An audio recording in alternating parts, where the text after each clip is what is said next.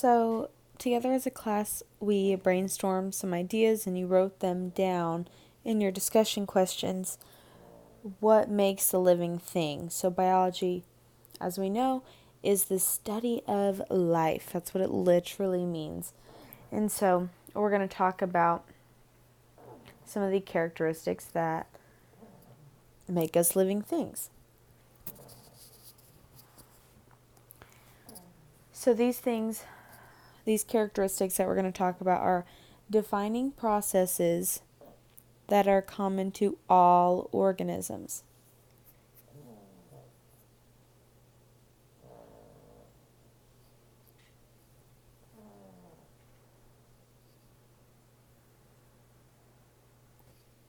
And when I say all organisms, I literally mean ranging from bacteria to humans. And you might not think we have a lot in common with bacteria, but we do share a lot of the same characteristics because we're both living things. Basically, these characteristics are how we know living things are indeed living. The first characteristic that we will talk about is that living organisms are composed of cells. Cells, as we'll talk about more in depth, they are the smallest functional unit of life.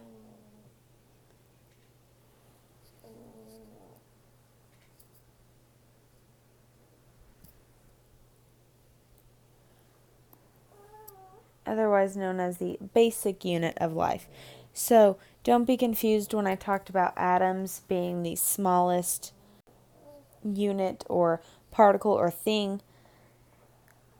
Atoms can be in non-living things also, so we wouldn't really say they're a basic unit of life because they're also a basic unit of non-living things. So the cells are only common in things that are living. So only living things will have cells. Does the lead in your pencil, was it ever a living thing? No. Does it have cells? No. But if you're writing with a typical non-mechanical number 2 pencil and it's made of wood, was that once a living thing? Yes. So did that pencil wood used to have cells? Still have cells? Yes. Because it is a living thing. And this next bullet is very important. It may be one cell. It could only have one cell, like most bacteria are just one cell. So it could be unicellular. Uni means one, cellular means cell. Or it could have many cells, or multicellular.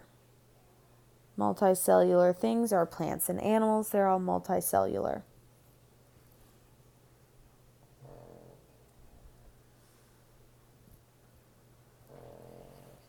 So you might think, oh, single cell organisms, whatever, protist they're so small they don't even matter. Not true. They might be small, they might only be one cell, but they still are living things. And then multicellular examples, like I said, plants, animals,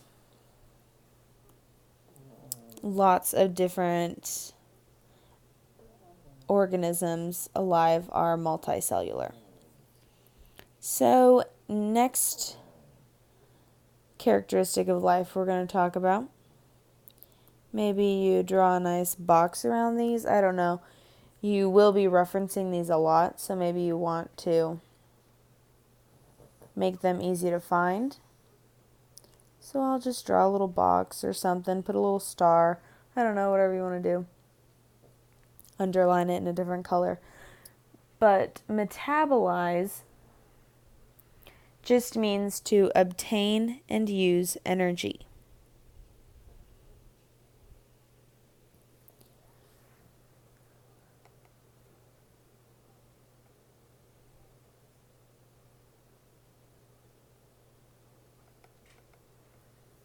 So one of your discussion questions was, why do animals eat? Why do animals have to eat? And you might have said, oh, to live. But think more in depth than that. What's going to happen if they don't eat things? They're going to get weak. They're not going to have a lot of energy. So basically, from eating, we get the energy that runs our bodies. And depending on what type of organism we are, we could get energy from non-living sources.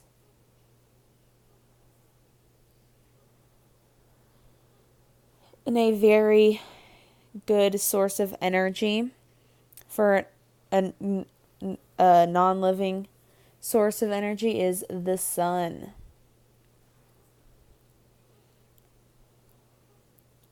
And what organisms get energy from the sun? Plants or autotrophs. Plants are also known as autotrophs because they can produce their own food. So remember, auto means self, and feed, and troph, I'll tell you, means feed. So autotroph literally means self-feeding, meaning they don't have to eat anything, they can make their own food. Through the process that we love so much, that gives us life, photosynthesis, where they turn energy from the sun into glucose that they use as food. Now, do we make our own food, or do we have to get it some other way?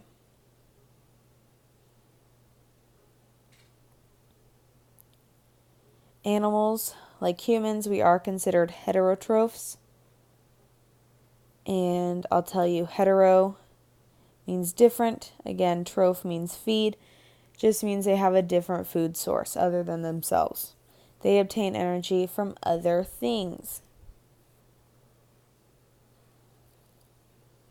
For example, us eating plants or meats, whatever we're going to eat, we have to eat something else. We can't produce our own food, unfortunately. It'd be super rad if we could, but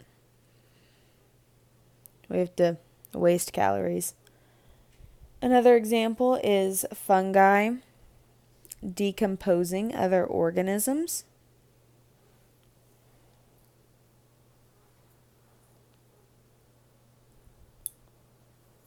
So this is an important distinction. Fungi, are they plants or are they not? Well, are fungi green? So think of fungi, that's like a mushroom. The mushrooms that you like see on pizza, if you're into that, or you see growing in your yard, are they green? They are not. So that means that they can't go through photosynthesis and therefore they're not autotrophs. They are heterotrophs because they have to decompose things.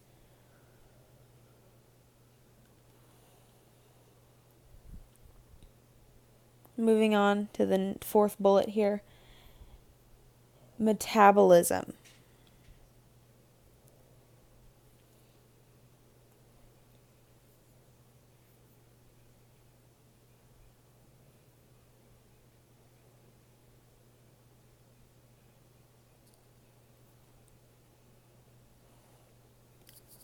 Metabolism is the sum of all of the chemical reactions, abbreviated RxN, occurring in an organism.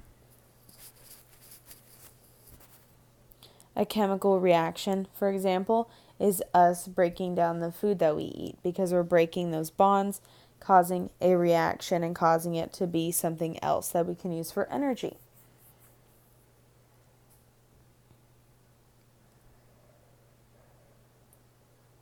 And when we talk about metabolism, there are two types of reactions that we're going to talk about. The first one is an anabolic reaction or anabolism. That is a chemical reaction in which small molecules are joined to form larger ones.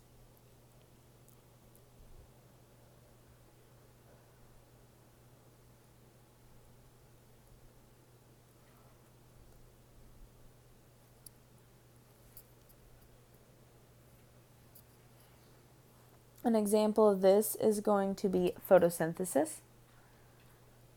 Remember, in photosynthesis, the plants are taking energy from the sun, that will just put a big E, plus water,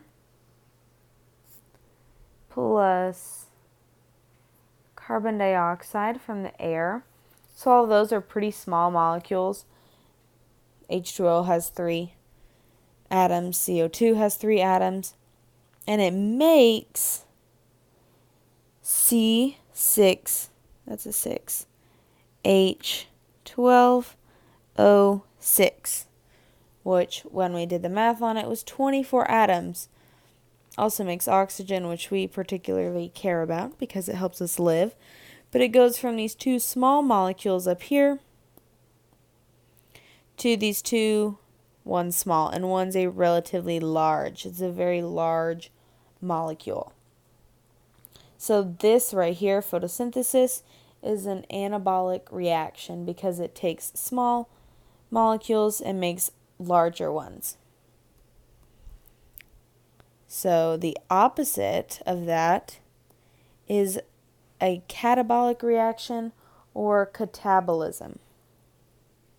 And catabolism is a chemical reaction in which large molecules are broken down into smaller ones.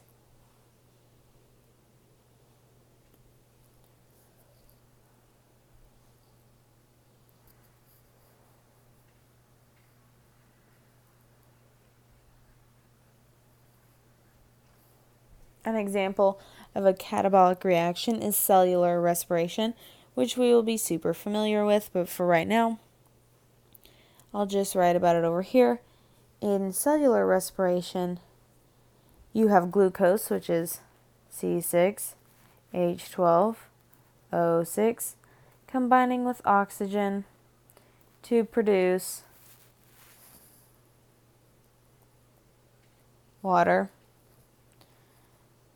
carbon dioxide, and energy. So this is a catabolic reaction right here.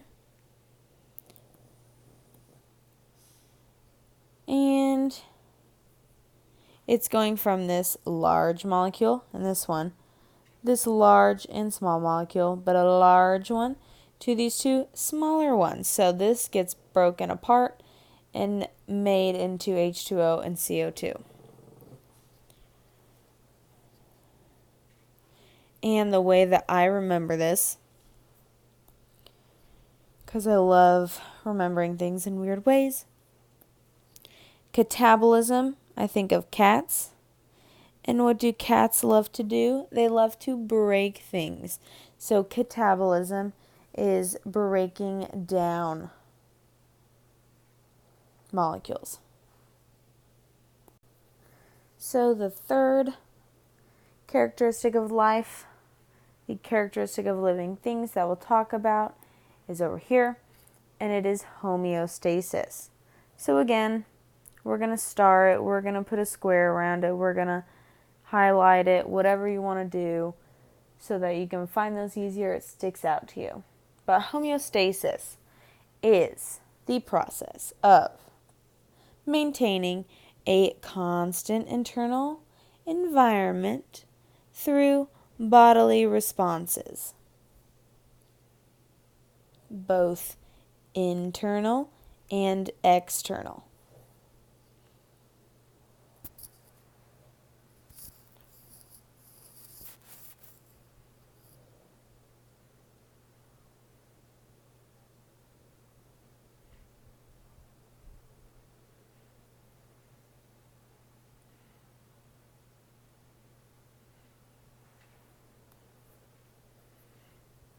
So homeostasis is maintaining a constant internal environment through bodily responses, which are called feedback loops, both internally and externally. And this is when it talks about an internal environment, it means the environment for the organism. So maintaining your body, keeping it healthy. So I like to think of homeostasis as creating a nice home for you. Your body can kind of like be your home, I guess. And it's keeping that constant. And there are some ways that your body is able to maintain this constant internal environment through temperature, pH, and oxygen levels. One that you're probably most familiar with is temperature. So let's talk about that for a second. If, say, it's a particularly hot August day and you're outside at your sport practice or you're just outside, I don't know, doing whatever you do, what is going to happen to your body temperature? Is it going to go down? Is it going to stay the same? Or is it going to get higher? If your body is functioning normally and you're outside and you're hot and you're exercising, your body temperature is going to go up. And so think about that. What is your body going to do in order to get your body temperature back down? Because if your body temperature, you just stay outside and you're exercising, doing whatever, and your body temperature keeps increasing, what is eventually going to happen if nothing is done? There's things like a heat stroke that could happen. You could start to be sick because your body realizes, hey, my temperature shouldn't be this high. And so one of the feedback loops or responses that your body has is to start sweating, which helps cool your body down. You could get very red, like your face and your arms could be a lot redder to try to dissipate some of the heat in your body.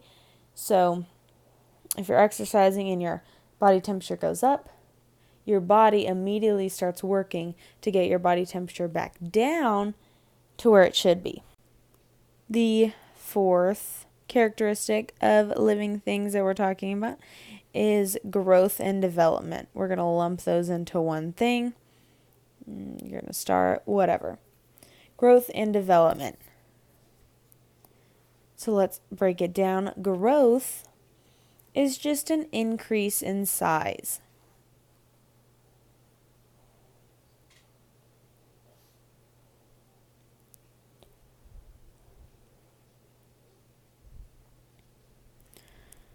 So if the organism only has one cell, that individual single cell gets larger. It can still grow, it gets larger.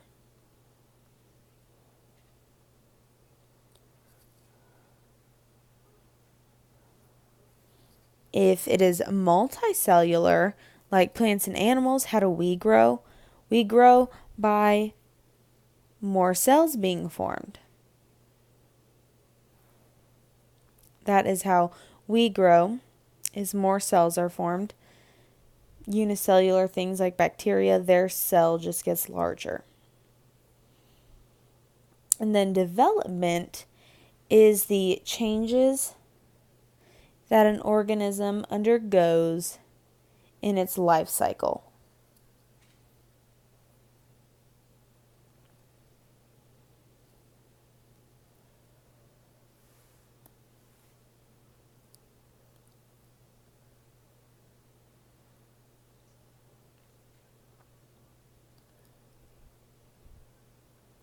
So development is the changes that an organism undergoes in its life cycle, meaning at birth to death. Over that period of time, did it change at all? Did it develop?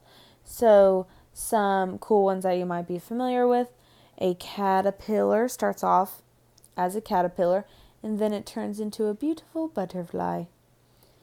Or you could have grubs turning into beetles, maggots turning into flies, and tadpoles turning into something that looks completely different, the frog. So those are pretty dramatic changes, but if you think about how you've developed from a baby to your current age, humans count as developing, albeit not as dramatically as the ones that we listed up there.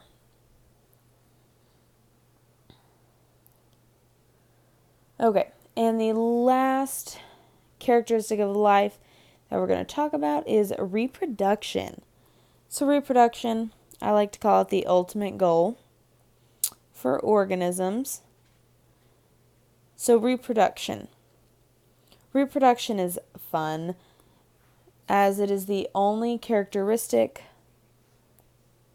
of life not required for the survival of the individual.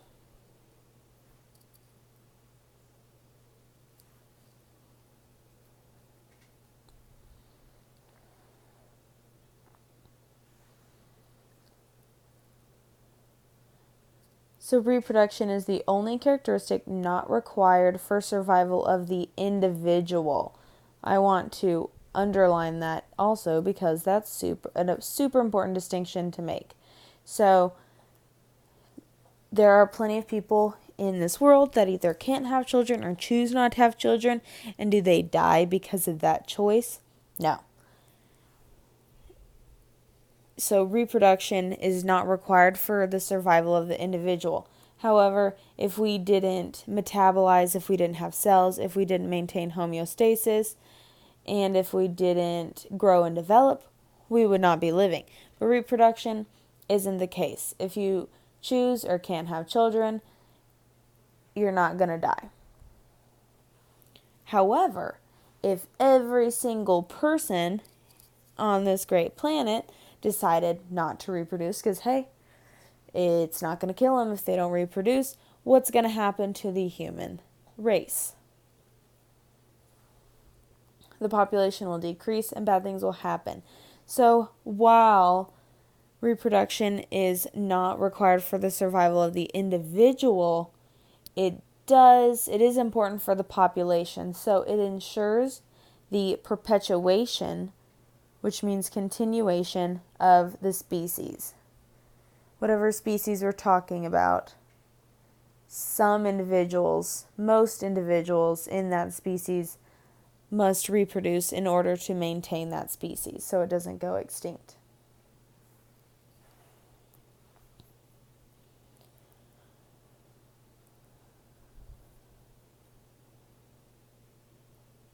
So the big idea for this lesson is that if we know things are living, we know all of these characteristics will be true for them. So if you look at something and you're like, yep, that tree is definitely living, you know that that tree reproduces in its own way. That tree metabolizes through the sun. That tree grows and develops by producing more cells. That tree maintains homeostasis, and that tree has cells. They, like I just rattled off, they will all have cells, all need energy, maintain an internal environment, grow and develop, and reproduce, which are your characteristics of life. So we just talked about the different characteristics of life, and one of the main characteristics of life, or the main way that we know things are living, is if they have cells. So cells are very important, and we're going to talk about what cells are, the parts of a cell, basic parts of a cell, and then different types of cells. So let's start over here. Cells are the smallest particle of life capable of carrying out all of the functions of life.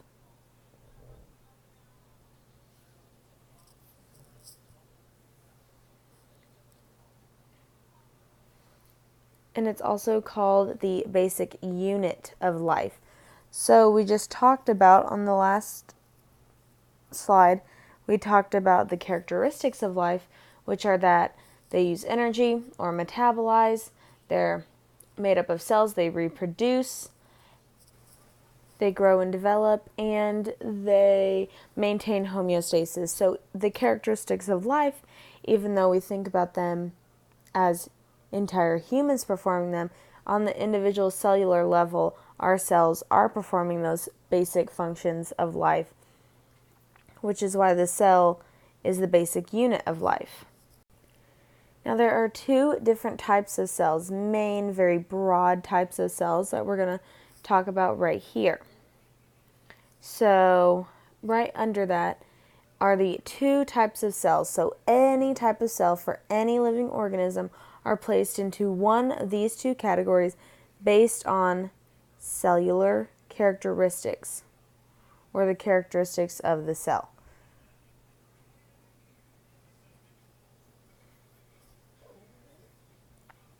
The first type of cell is a prokaryotic cell, or we say prokaryotes. The defining characteristic for prokaryotic cells is that it lacks a nucleus and membrane-bound organelles.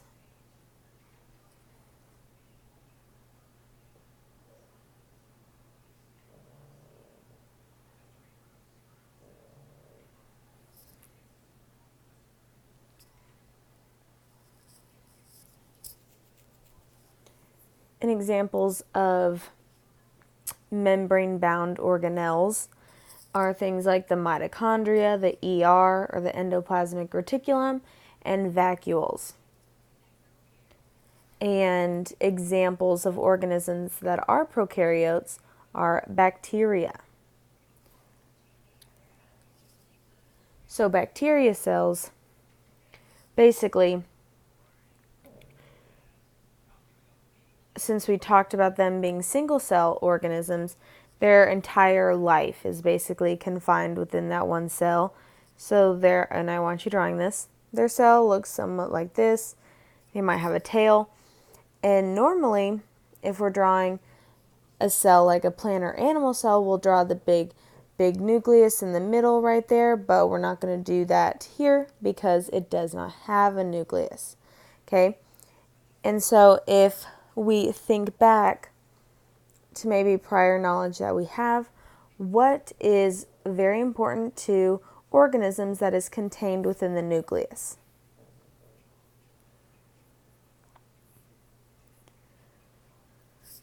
We'll talk about this concept a lot more, so if you couldn't recall it at that point, don't worry, because I'm gonna drill that into your head. But the nucleus is most important for containing the genetic information, the DNA or the RNA. So since prokaryotic cells don't have a nucleus, their DNA, their DNA is just kind of floating around in here. And they might have some organelles, ones that just aren't membrane bound, and we'll talk about those later. But basically, this is the bacteria cell. This is its entire life. It is still a living thing because it still uses energy, it reproduces, it grows and develops, it maintains homeostasis, and it is a cell. Okay, so we'll move on to the eukaryotic cells, or eukaryotes, and their defining characteristic, you guessed it, is that they have a nucleus and membrane-bound organelles.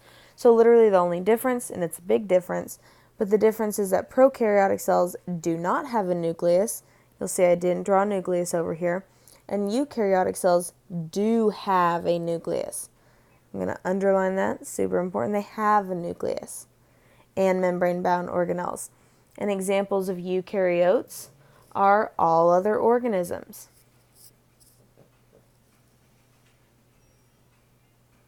So if it is not a bacteria, it is going to be a eukaryote. And examples of things that aren't bacteria are protists, fungi, plants, and animals.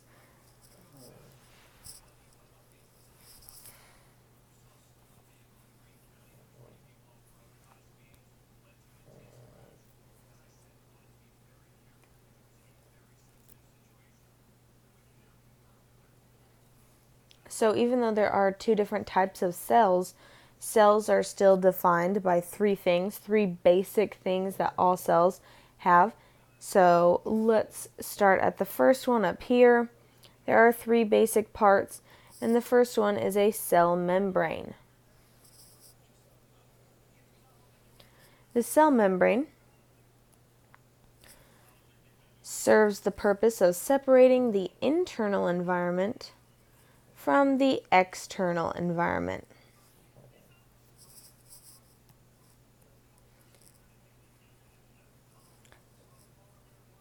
So on this example right here that I've already drawn, this thing right here, that's the cell membrane.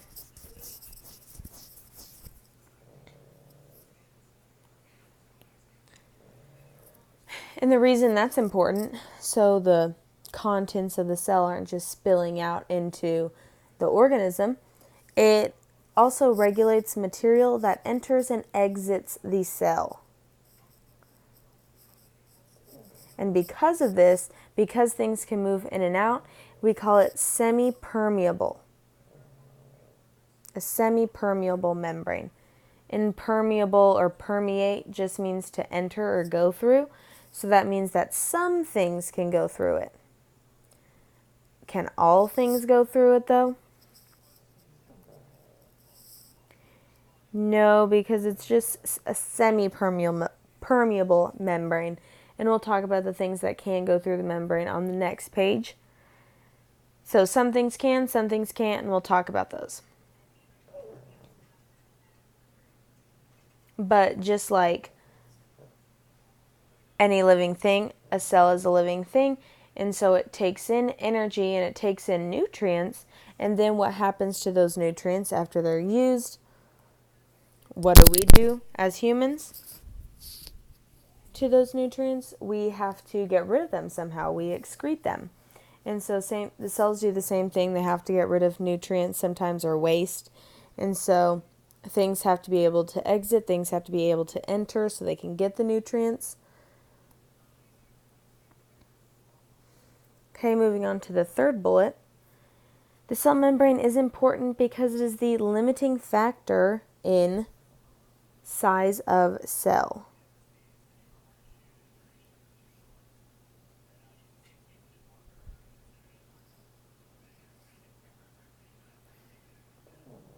It's the limiting factor in the size of the cell. Since required material must pass through the membrane, the surface area to volume ratio is very important.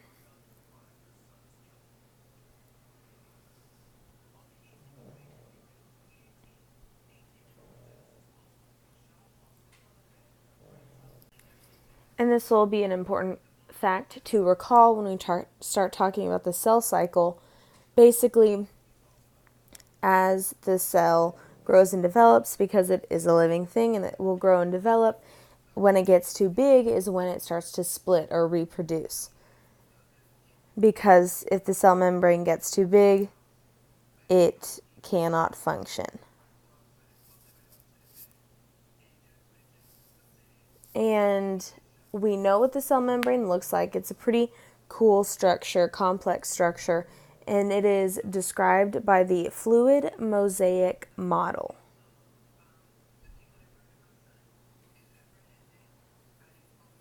And we'll break down the model, the different parts of the model, and we'll even draw it on our paper. So basically, the cell membrane consists of a bilayer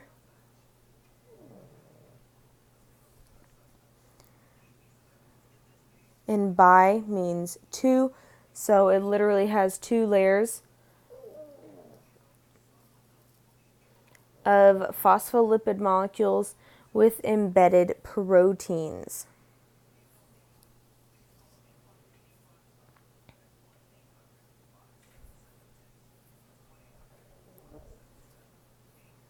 Okay, so there's basically two layers to it, and we'll talk about the different components of the layers. So, we talked about polarity already. So good thing we know what that means. There is a polar head, is what it's called, and it is hydrophilic.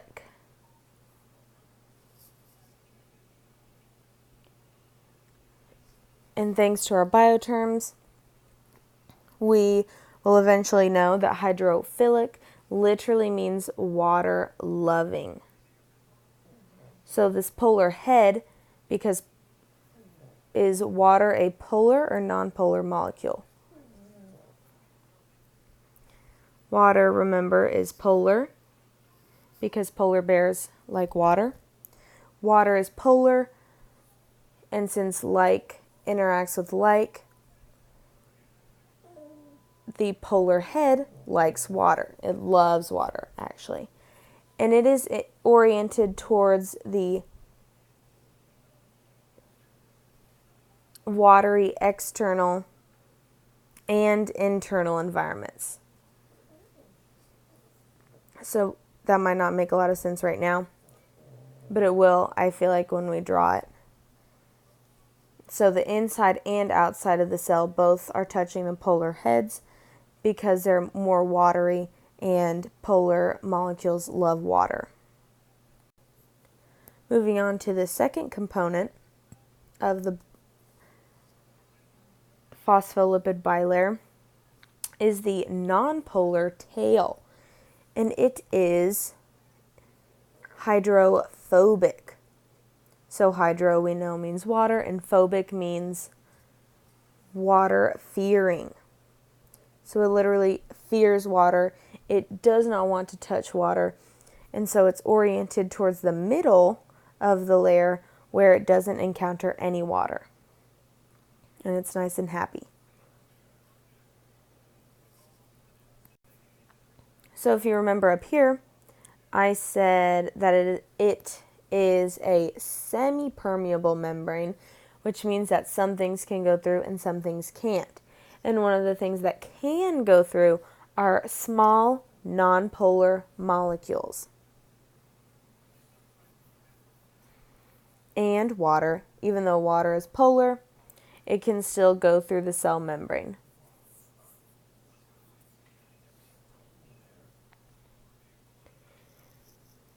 And then this last bullet just talks about membrane proteins that are in the membrane, but they're able to shift position, and I'll kind of draw what that looks like down here, okay? So I left all this room right here, and we're going to draw the fluid mosaic model of the cell membrane.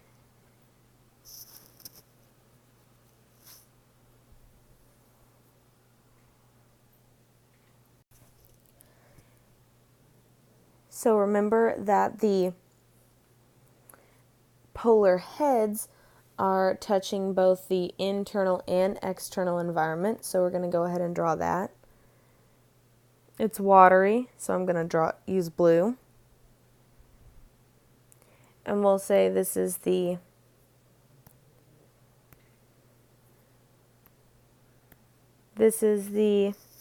outside, and this is the inside.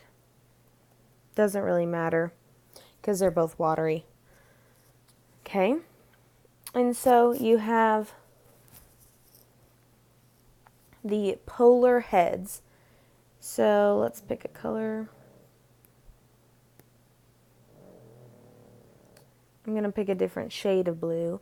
But you have the polar heads because they like water, so I'm going to make them blue. And the polar heads are literally just like circles like this. They're touching the water. They're happy because they love the water. So anywhere there's water, there's going to be a polar head.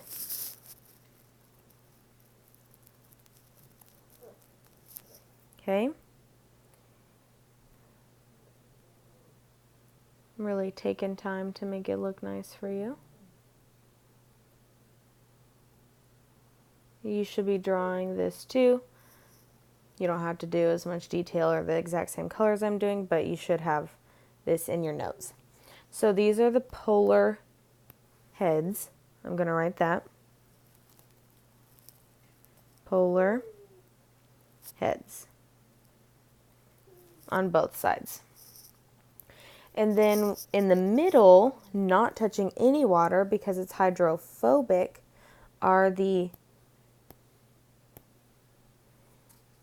fatty acid tails. So there's 2 little tails per hydrophilic head, and they are kind of kinked like that.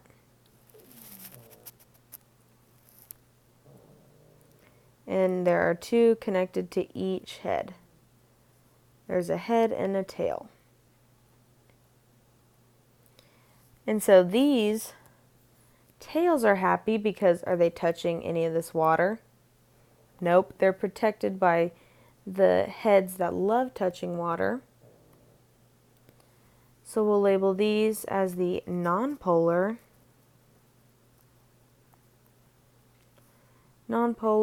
tails.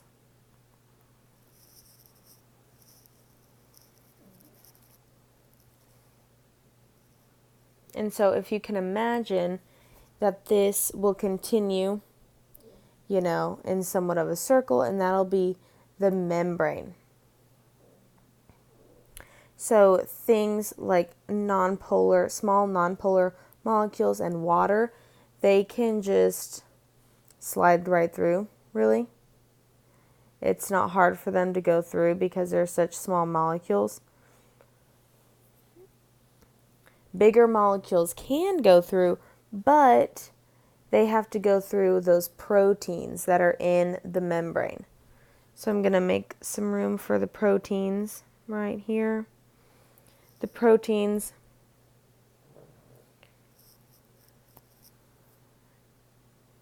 will just be in the membrane like that. And there'll be a nice channel. So bigger molecules can come in or out depending on what they have to do, what the concentrations need. So they could go in or they could go out.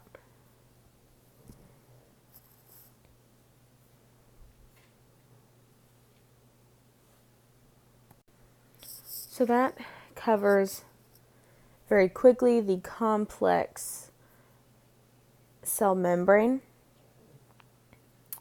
And that's not the last we're going to talk about it. So if you're still kind of like, what? Don't worry. Like I said, a lot of these things we'll go over multiple times. So hopefully you get to see it explained in different ways and in different contexts. And hopefully that'll help you understand it a little better. But the next cell part we're going to move on to is the nucleus. Okay? So the nucleus, as you know, hopefully, you've at least heard of the nucleus, it regulates the functioning of the cell by the production of proteins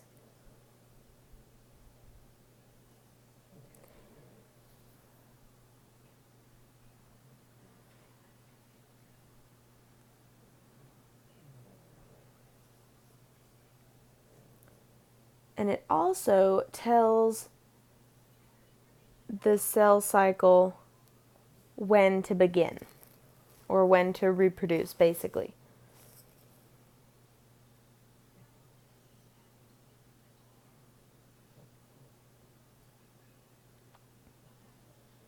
The nucleus, like I mentioned before, is also very important because it contains the DNA that determines specific proteins to be formed for that organism.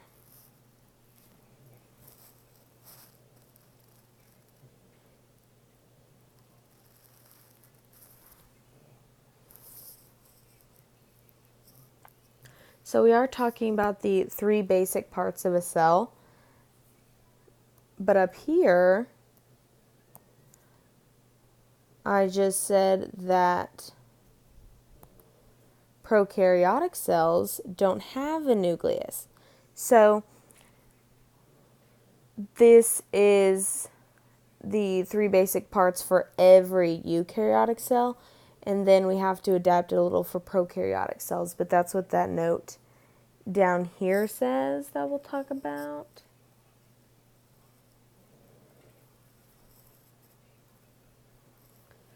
come back to the big idea and this note down here after the next page, because it'll make more sense. Because we still have another part of it to talk about, and that is the cytoplasm.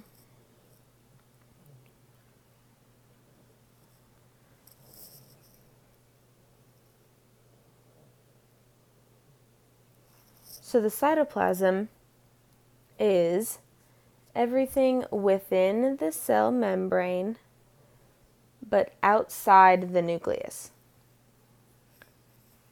So we can draw a pretty rough looking cell down here real fast. Here's our cell. That black thing is the cell membrane. And then let's make our nucleus blue. Sure. Well, that doesn't make any sense. Let's make it gray.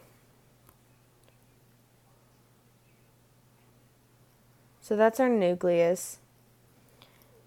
So the cytoplasm is everything inside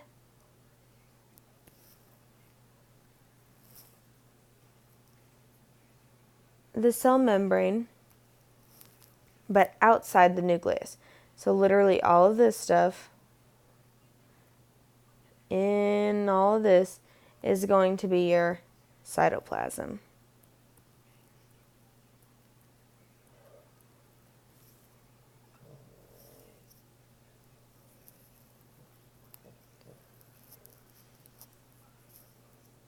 Okay, and the organelles that we've talked about are contained in the cytoplasm. They're inside the membrane but outside the nucleus. So the organelles, from your bio terms, you'll eventually learn that it literally means tiny organs. So if you think about it, what do our organs do in our body? It makes our body function. They each perform specific duties. So our stomach doesn't do the same thing as our lungs, and our lungs don't do the same thing as our skin, and our skin doesn't do the same thing as our spleen. So each organ provides its own job. Same thing here, the organelles, they all provide a different function within the cell in order to help the cell live, basically. So the organelles are formed structures within the liquid, or the cytoplasm, and they carry out specific tasks.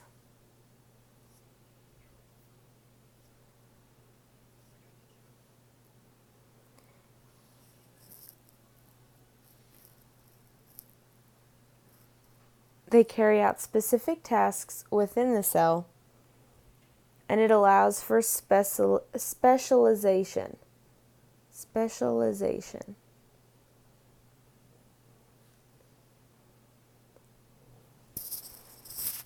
Meaning that the cells can do different jobs depending on the organelles found there. And the organelles are usually surrounded by their own membrane. So when we talk about prokaryotic cells lacking a nucleus and membrane-bound organelles, it lacks most of these because most of them are surrounded by a membrane. Okay, the first organelle that we'll talk about is the mitochondria.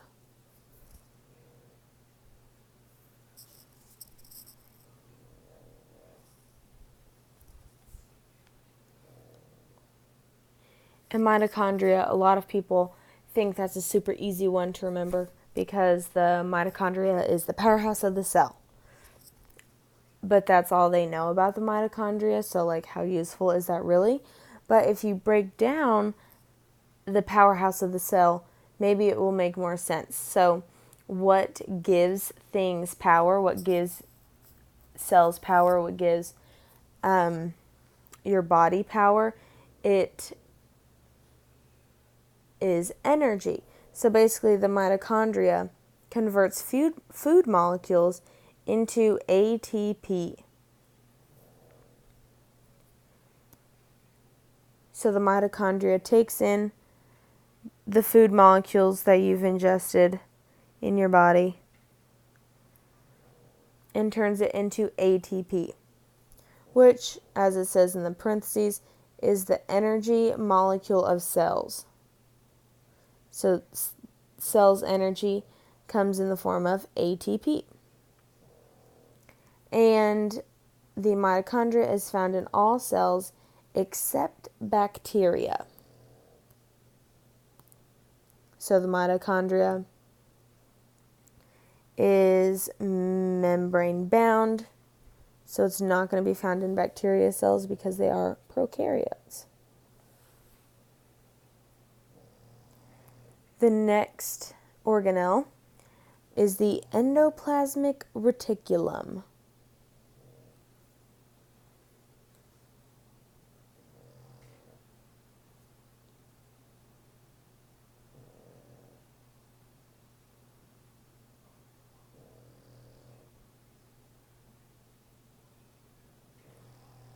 And since that's such long words, we abbreviate it ER. And the ER are channels that transport materials, and rough ER is covered with ribosomes. Now, what is a ribosome, you ask? Well, don't worry, because we're talking about it next. Ribosomes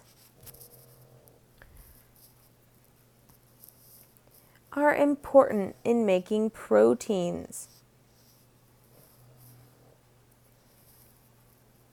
They are the only organelle not surrounded by a membrane.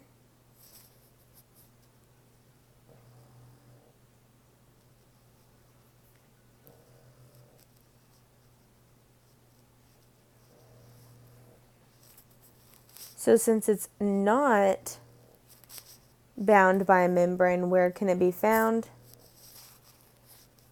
You got it, in prokaryotes, because prokaryotes lack a nucleus and membrane-bound organelles. But since the ribosomes are bound by organelles, they can be found in prokaryotes.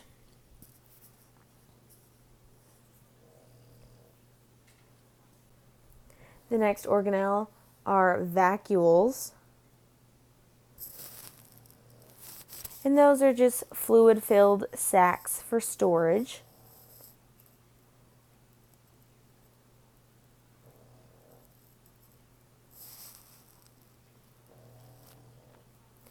And finally, a really important organelle, well, they're all important, but this one is super important, is the chloroplast.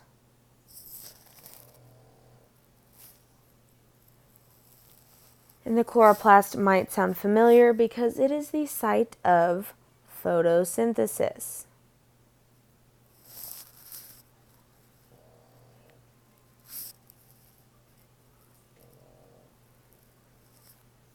And the chloroplast works to capture photons and use sun's energy to form sugar or carbohydrate molecules. So if chloroplasts help perform photosynthesis, what types of organisms are they going to be found in? Chloroplast is only found in autotrophs, or producers, things like plants, algae, plankton.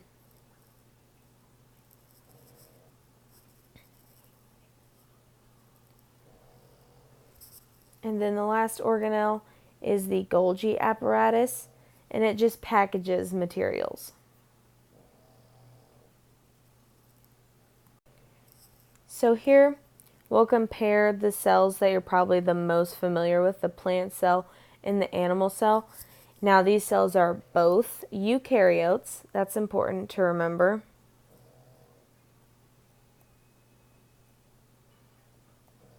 meaning they both have a nucleus, but they differ in a couple different areas. One of them being that plant cells have a cell wall,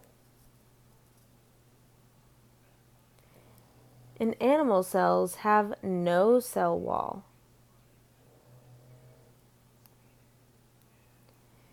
And don't get cell wall confused with cell membrane, because they both still have a cell membrane.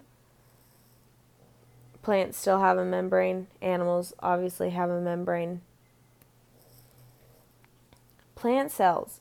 Plant cells will have chloroplast, because chloroplast provides what function?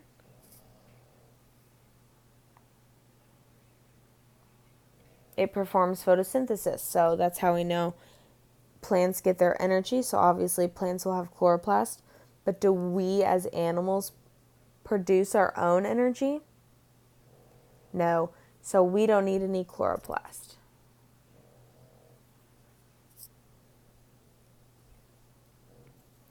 Another way we differ is plant cells have a large vacuole.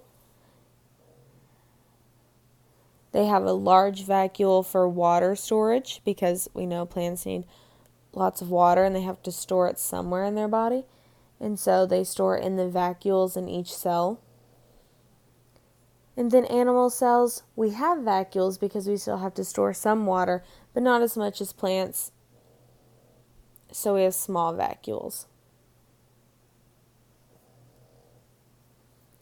And then, like I said, we both have cell membranes and we both have mitochondria that produce ATP, and we're both eukaryotes.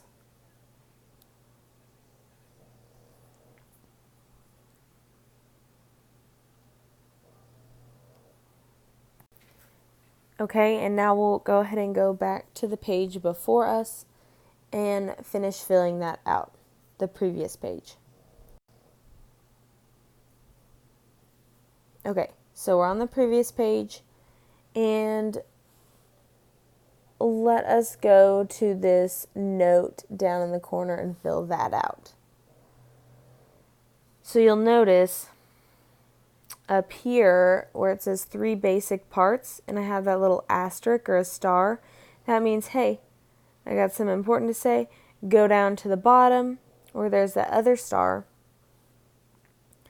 and it says the 3 basic parts of eukaryotic cells. That's a very important distinction to make, because prokaryotic cells will have no nucleus, but will still have a cell membrane and cytoplasm.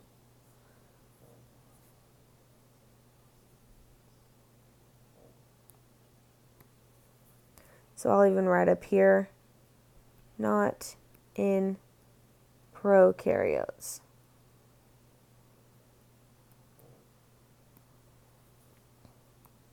Okay, and our big idea, what I wanted you to get from this lesson, is that regardless of what living organism it is, any type of living thing, literally any living thing, will always have a cell membrane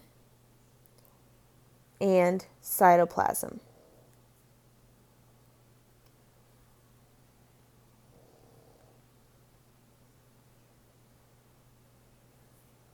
Why did I leave out a nucleus? Because will any living thing have a nucleus in their cells? No, they won't. Prokaryotic cells, bacteria cells, do not have a nucleus, but they have a cell membrane and a cytoplasm. But let's go on. Eukaryotic cells have nuclei, the plural form of nucleus, to contain the DNA and control other processes of the cell. Prokaryotic cells have genetic information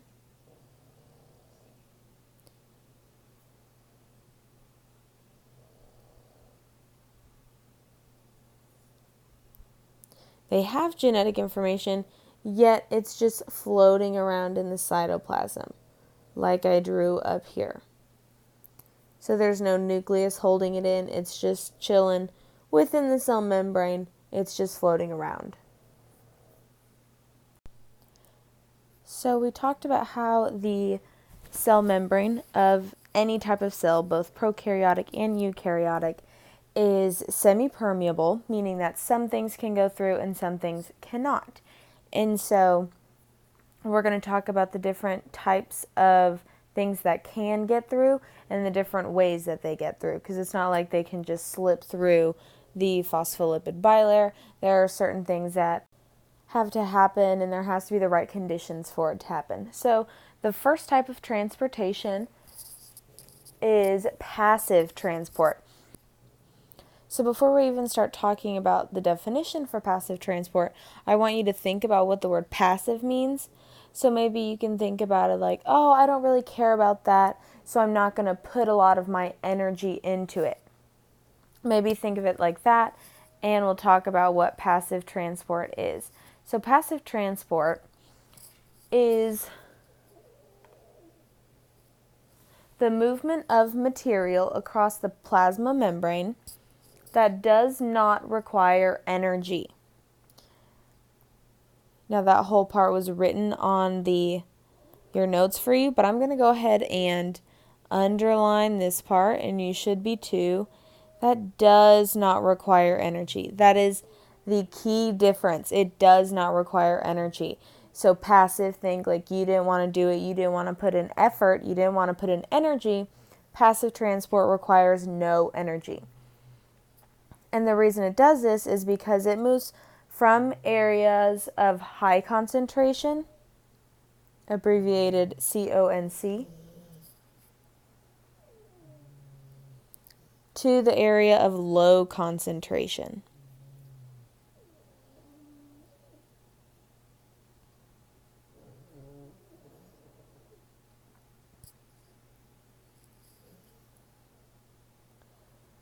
So passive transport is the movement of material across the plasma membrane.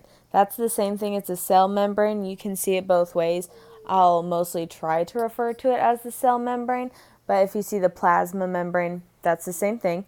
And it does not require energy because it moves from areas of high concentration to an area of low concentration. So we're going to go down here in this blank space down here, and we're going to illustrate that.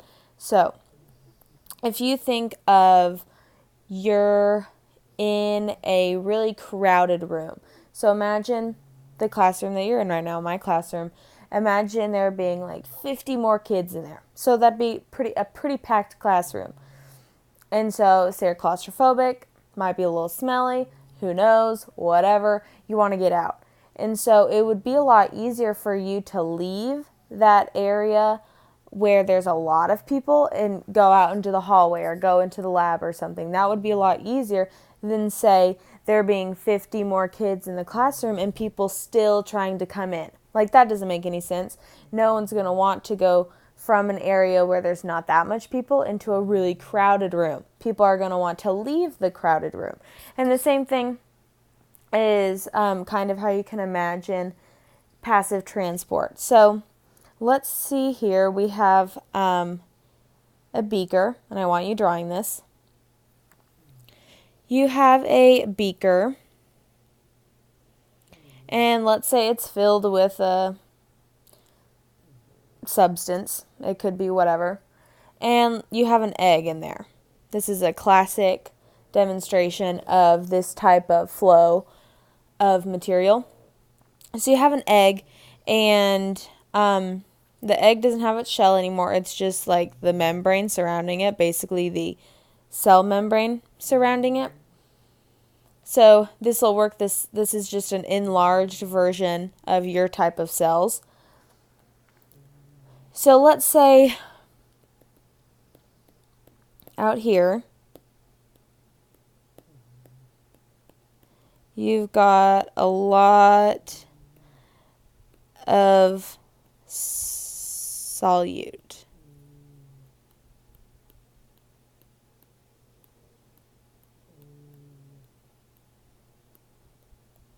You've got a lot of whatever the substance is, those little dots in this solution, and then maybe you have a few on the inside.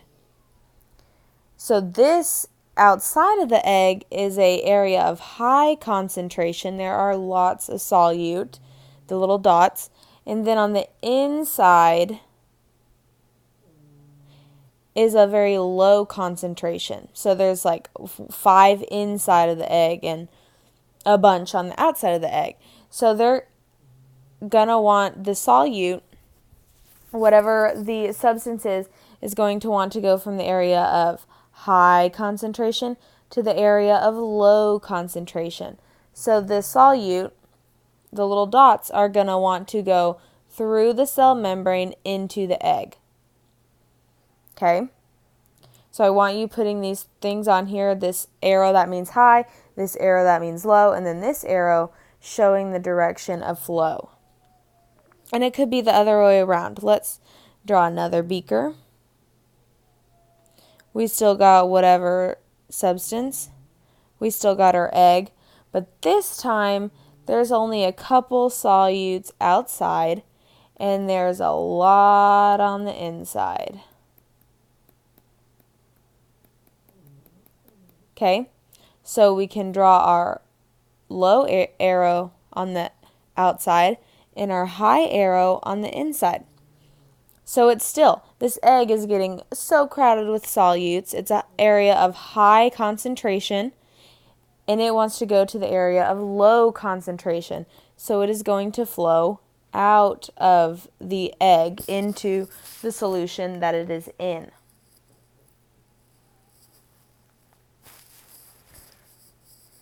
Okay, and so this just kind of illustrates how particles are going to want to move in and out of things. That kind of is a good way to demonstrate the high concentration to low concentration thing. Okay, so we'll go back up here. And we're on the second bullet. And it gives you the definition for diffusion. Diffusion is the passive movement of any material.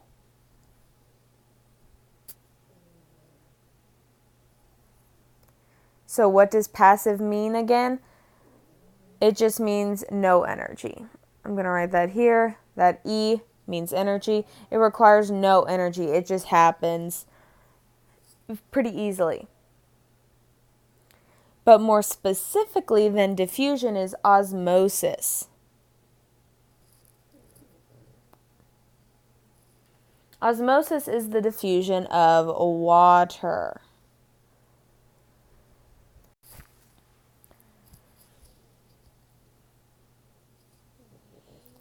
So osmosis is the diffusion of water, which just means the passive transport of water. Again, it requires no energy because it's the movement of water from an area of high water concentration to an area of low water concentration.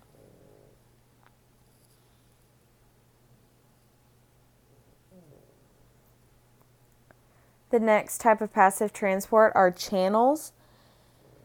And luckily we drew channels in our cell membrane drawing on the last page. I believe they were green in the video. I don't know what color you did, but they're just a protein, a tubular protein, allowing molecules or ions to pass through. And normally this is smaller molecules or ions, very small ones, to pass through easily with no energy. It's just a channel, and they can just slip right in or out of the cell.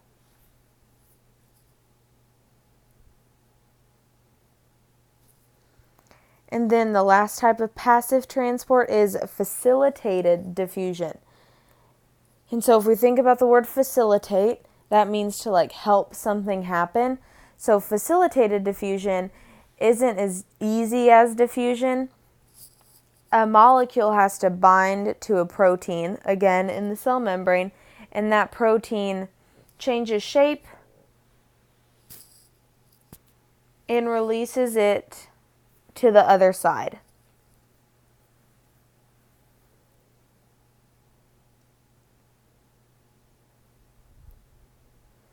And when it says it changes shape, it just means one side kind of opens up to allow the molecule to go in, and then it closes on one end and opens on the opposite to go into the other side, either inside or outside of the cell. So, even though we're talking about transport, notice that proteins are still very important. Soon we'll get to the part of our notes that talks about proteins, and they have many different uses, including in transport. So keep that in the back of your mind when we get to talking about proteins. Truly remember how important they are. Okay, so that covers passive transport, which means there is no energy. Passive transport requires no energy. And there's only one other type of transport. So what do you think is special about it? We'll talk about it. So the other type of transport is active transport. And active transport is the movement of materials from low concentration to high concentration. I'm going to underline that because that's important. And it requires energy.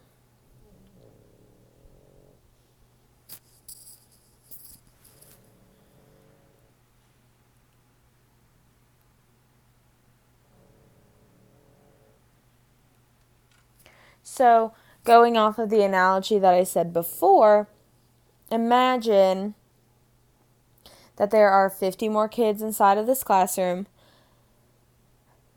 but you're in the hallway and you're like, whoa, what's happening in that classroom? Seems fun. There's lots of people in there, so it has to be popping in there. So you, from the hallway, where it's an area of low concentration, you're going to try to get inside of that classroom.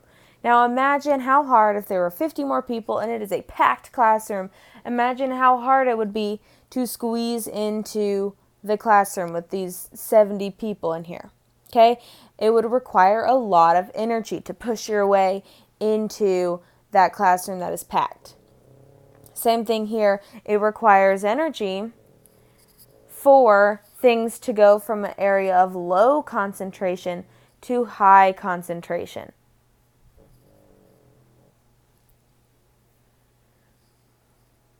One of the ways that they can do active transport, our cells can do active transport, is through pumps. And pumps, again, there are proteins that move molecules, but they require energy to change shape. So before when we talked about things changing shape, it didn't require them energy to, but here it does. So I'll give you a nice illustration. And yeah, this isn't in your, this picture isn't in your notes because we're not going to go over it that much in class, but I wanted you to be able to understand what I meant when we talked about pumps, because it's kind of hard to just listen to me say, and it's hard for me to draw it on the board. So I got this picture on the internet, and I'm going to talk you through what it means by pumps. One of the most common types of pumps, it's the example I gave up in your notes, is the sodium-potassium pump, or down here it illustrates it with the symbols. So Na positive is sodium ion, and K positive is potassium ion. So this blue part is the outside of the cell. And if you want to be writing like a quick jot of this, you can. I'm not going to be looking for it in your notes. I just wanted to put this in here so you have a better understanding of it yourself. At least you've been exposed to it before. So you can see here where there are, in this pump, there are 3 little half moon things, shapes, where the sodium conveniently fits snugly in there. And so there has to be 3 of these sodiums to fill up, and also this energy molecule. Okay, so this energy molecule has to hook on here. These 3 sodiums have to hook on here. And then this phosphate hooking on here, this P hooking in right there, makes it change shape. So instead of being open on the inside, it's open on the outside now. And so these sodiums are still here, but now you'll notice that there are 2 triangular shapes. So the sodium over here will be leaving, and the 2 triangular potassium ions will be coming in here. That phosphate is still attached, and when that side of it is filled and this side of it is empty, it'll snap back into this formation like it was over here, and the potassium will enter the cell. You can see that the sodium has already left the cell, and this phosphate will unhook from the pump so that a new phosphate can come on, attach, and more sodium can be pumped out and more potassium can be pumped in, and it is just really a never-ending cycle. And this type of pump is different from the passive transport of facilitated diffusion that we talked about. Facilitated diffusion and passive transport, it still has this protein right here in the phospholipid bilayer, which is right there, the membrane. It still has this pump, but it doesn't need this ATP molecule to come in. If there are 3 sodiums that fill up, that's all it needs. It'll pop open to the other side. Potassium can come in, and it'll pop back open. So no ATP is needed for the facilitated diffusion in passive transport. Okay, we'll go back up here and talk about the next type of active transport is called bulk transport. In bulk transport, like at Sam's Club, it's just the transportation of large amounts of molecules involving changing the shape of the cell membrane.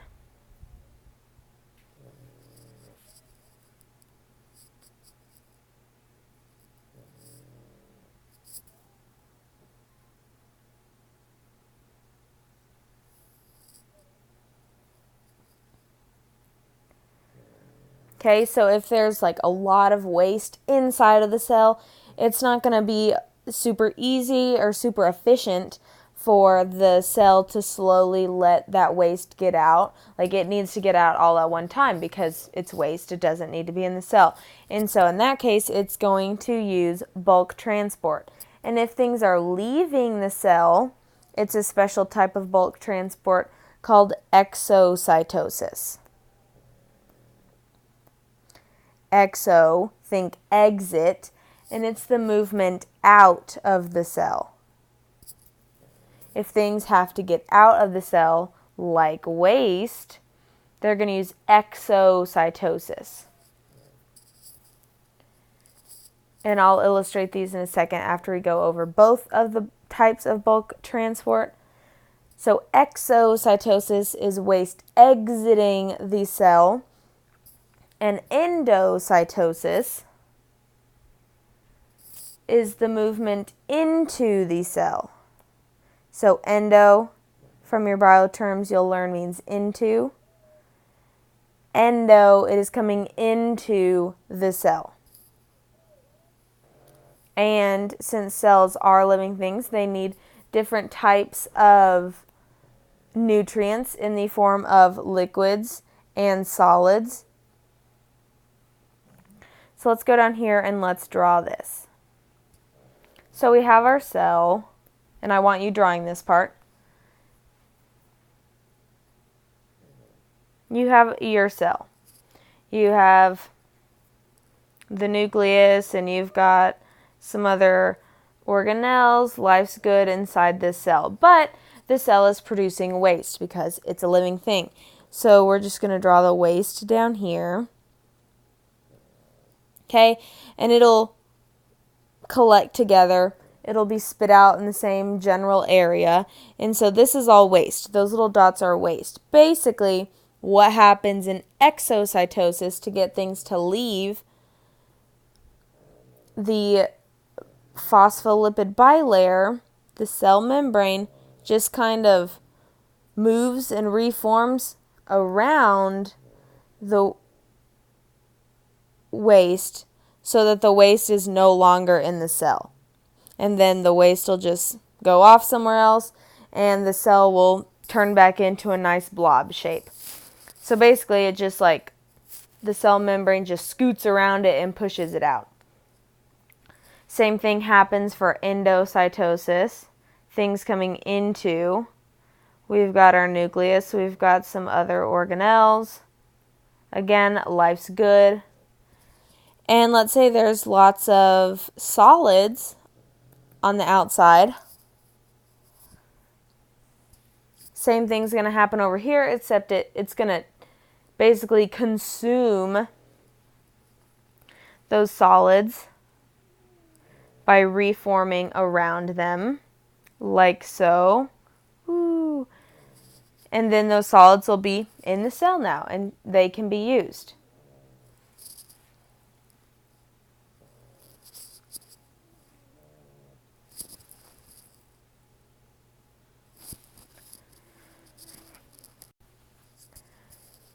So that sums up the types of transport. It's very important that you remember that passive transport does not require energy. Does not require energy. And active does require energy. Okay, so our main idea for this little section is that just like larger living organisms, like animals, humans that you think of, cells need nutrients.